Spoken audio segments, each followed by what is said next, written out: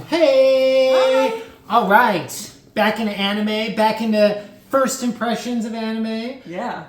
Today we are talking about I may be the Guild Receptionist, but I'll solo any boss to clock out on time. Wow. That was pretty close, right? I'm pretty sure that's what it is. Yeah. This is a new anime from this year. This is one that's been calling to me. Sometimes they called me because it's either the cover or it's just like got a funny title or something, but I've been wanting to watch this for a while now. I think you could relate just the very nature of like I just want to be done at the normal time. I don't want overtime. Like the title said it all, and you're just like, oh man, I can relate. And the show does deliver on that concept. It is not. It is very much about that. Yeah. I mean, there is adventuring. It is fantasy. Yeah. I expected it to be an isekai. Yeah. Or at least something like Shangri-La Frontiers, or, like where the person is playing a video game.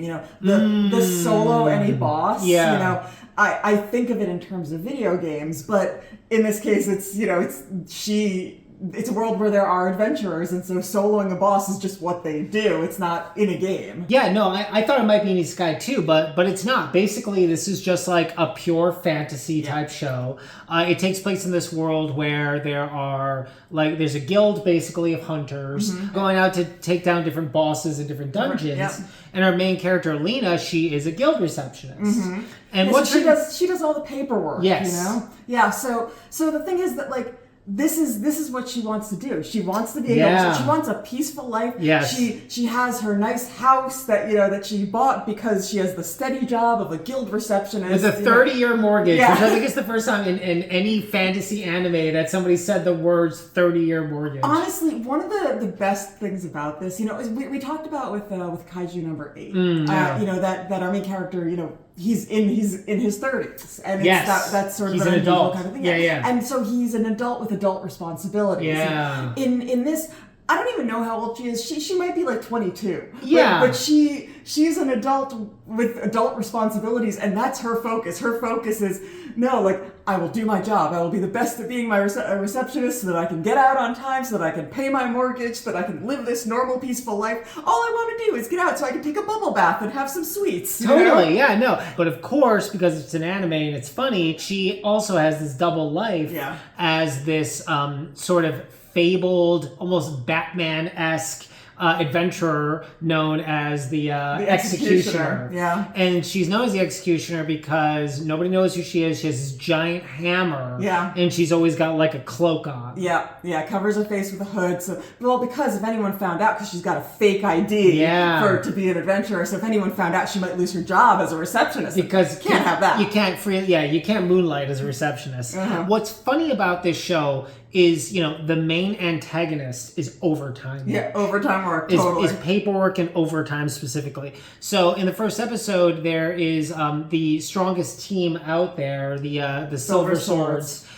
They can't defeat this boss. And they've been down in this dungeon for a while, and she's like over it. Yeah. She's had to work overtime every night. She doesn't get any of the stuff she wants. Because all these adventurers keep coming in, and so paperwork keeps stacking up because nobody can beat this dungeon. Yeah. And so like it's like in Boruto when Naruto just like can't get any of his paperwork done. So like the strongest group of the Silver Swords, they are in there right now. They're trying to take down this boss. It is not going to happen. But out of nowhere, in comes the Executioner with the giant hammer, and one strike, enemies down. Takes him down. And of course, she's doing it just so that like that whole stage or whatever, the dungeon is done, so she doesn't have to work anymore. But the leader of the Silver Swords, his name is Jade. Yeah. He is now, in the first episode, his mission is to find out who the Executioner is. Yeah, he kind of is obsessed with her. Yeah. Like from episode 1. Yeah. We've watched 6 episodes. That's what's available so far. So we've watched half of it now. Yeah. I think my review of 6 episodes is going to be a little nicer than 3 episodes. I honestly didn't love like the first 2 episodes that much. No, and we always say you give it 3 episodes for it to actually like, get to its stride. The first 2 episodes are like getting to know the world, getting to know your main characters. 3rd episode usually gives you a decent idea of what the show will actually be. Yeah. I agree with you. First 2 episodes I was just kind of like, it's cute. Yeah. I'm intrigued, but it's not one of those that's like, this is something special. Things like Apothecary Diaries, like Frieren, like Delicious in Dungeon, like solo leveling. We were in from the first episode For on sure. those, and by the first 3, we were like, oh yeah, this is amazing. This one, I was like, I'll enjoy this. It's cute. I think it's the reluctant hero trope is really tough. I think we tend to gravitate towards heroes that have like they're inspired. Yeah. Like the Narutos or the Luffys or the character from Windbreaker.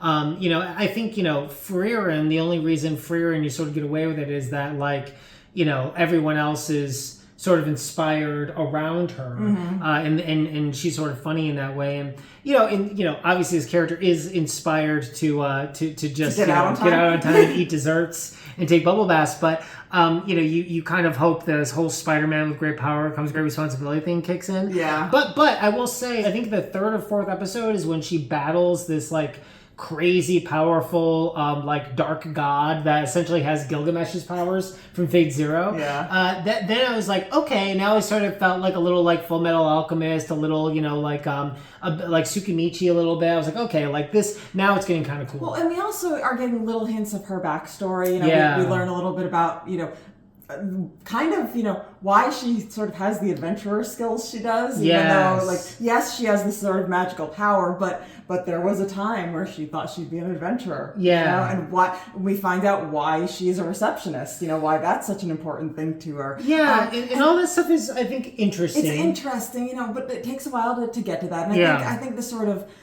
that's that backstory and sort of like you said, her getting to the point where she actually is inspired to help, I think is going to be an interesting thing. One of the funny things, though, about this show is I don't think I've ever seen any sort of adventure, anything like this, that has as much slice of life talk as this one does. Totally. It's bizarre because she is constantly talking about things like overtime, like paperwork, like bringing up all of these things that like day-to-day work things that people can relate to. Paid time off. Yes. Like PTO, which is only something adults would know. She had to use PTO to go on an adventure. And she was and the adventurers don't have those things, so they didn't understand why it was such a big deal. Like she got very angry about it. And that's the thing, I feel like, a lot of kids learn about what upsets your parents so much. What's funny about this though is that the fantasy should be she has this power, now she lives as an adventurer, but she doesn't want that. She just wants to have a normal 9 to 5 so she can get off and like hang out. Well, because if she were an adventurer, especially working with the Silver Swords, she would actually be making more money. Yeah. She could probably pay off her 30-year mortgage in like a really year. Quickly, especially with her powers. Yeah, but she has her reasons why this job is the important thing. And I'm honestly, I'm curious to see where the story goes. Me too. I'm curious to see her evolution. I think the whole thing of Jade being completely obsessed with her and like super in love with her. Yeah, he's so in love with her. And his team knows it, and they keep teasing him about it, and she's just like Alina just rolls her eyes all the time. So not interested at all. She's like, no. My job as a receptionist. Yeah. And that's it. I think we'll get through the first season because it's not that it's like hard to watch. It's not Shangri-La Frontier. Yeah. It's not Tsukimichi. It's certainly not anywhere near Frieren or Mashal or anything like that. Yeah. But I do think it's fun, and I think it's got merit. It is. It's not quite as exciting, but it's an easy watch. It is an easy watch. I think there's certain merits to things that are an easy watch. I think like a really easy watch is something like A Sign of Affection, which I love. That's an easy watch. It's a totally different kind of thing, but I think there's something to be said for shows that are just an easy watch that they really don't ask that much of you, and that's kind of how I feel about this one. Like I agree. No, I enjoy it. I don't love it yet, but I'm looking forward to the rest of the season. I agree. I also feel like my biggest problem with it is I think the reluctant hero trope sucks. They usually only do it for sequels and superhero movies because how do you get them back to zero? Except, it works so well in like Zenshu. She's... Yeah, but Zenshu's also wish fulfillment because it's her like favorite show from being a kid. That's true. We were talking about One Punch Man while talking about this too because I was complaining that like pretty much every fight until she fights that dark god is like a one-hit kill. Yeah. And you were like, well, it's like One Punch Man. I was like, I know, but like the joke of One Punch Man is that. Yeah, it's literally called One Punch Man. Yeah. And also the other joke of One Punch Man is he actually does want to be a famous hero, and he's actually more powerful than everybody else, but everybody judges him and thinks he's weak. Yeah. And that's like where all the humor and what makes you want to keep on watching comes from. And I think with this right now, it just like the humor isn't quite there yet because it's her being angry about doing overtime. Yeah, I think as we delve deeper into her backstory, it's going to make more sense. And I think it's already starting to make sense why she's so reluctant to do the adventuring and why she is so obsessed with her job as a receptionist. Yeah, I think by the end of the first season, I'll be really into it. Yeah. So yeah, if you guys are looking for something weird and quirky and fun, I may be a guild receptionist, but I'll solo any boss to clock out on time. It is on Crunchyroll. What anime has it taken you multiple episodes to get into? Like half a season. Like it took you actually stuck it out for half a season, and then you're like, oh yeah, this is awesome. People are gonna be like One Piece, the first 300 episodes. How dare you? How dare you? It's good. It's good from the beginning. Damn it. Okay, guys, thanks for watching.